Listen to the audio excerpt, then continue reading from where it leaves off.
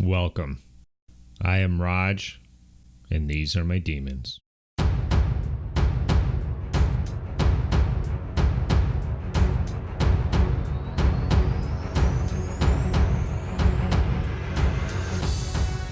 These figures were intended to be used as Furies in 8th edition Warhammer. The official Games Workshop Fury models were some metal, blocky, chunky monkeys back then. So these are conversions made from plastic horrors and tyrannic gargoyle wings. They were attached to the body with green stuff, leaving the original horror arms off. The head is completely built from scratch.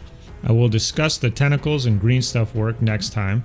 For now, I will describe the pearlescent or iridescent shimmering sheen on the skin of these demons. This color scheme and effect is used on the rest of the demon models, and it was achieved actually with a Valspar pearl spray paint. So how it was done specifically was I started with a dark blue Rust-Oleum primer. I did a zenithal highlight with Lagoon blue from Rust-Oleum, and that color is nearly identical to Sotek green, which looks like more of a blue to me. I highlighted further with Cabalite green and Sybarite green. At that point, I sprayed the models with the pearl spray paint. So it is listed as a spray paint, but you can see it is more of a glaze.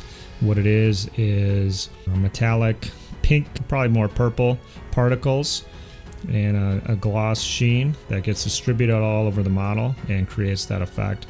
After that, I would go back and paint everything that was not intended to have the metallic sheen. So for example, the skin on the wings of these Furies here, I did not own an airbrush at the time, so this gradient was actually achieved with a brush.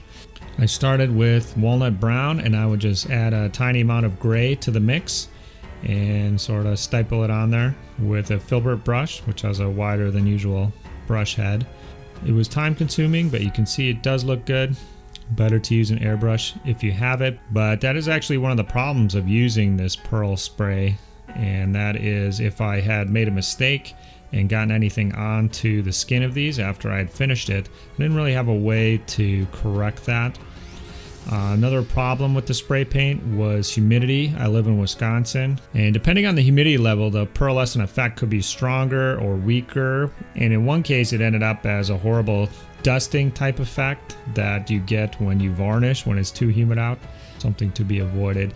So I actually would not recommend this technique to anyone else necessarily trying to recreate this.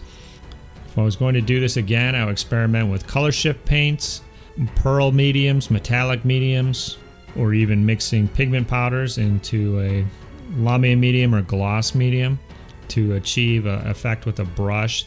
That way you have more control over the effect, and if you make a mistake later, you can go back and fix it.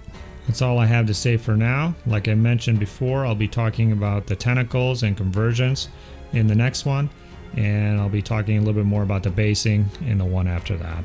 If you have any questions or comments, please post below, and I will get back to you. Have a good one, guys.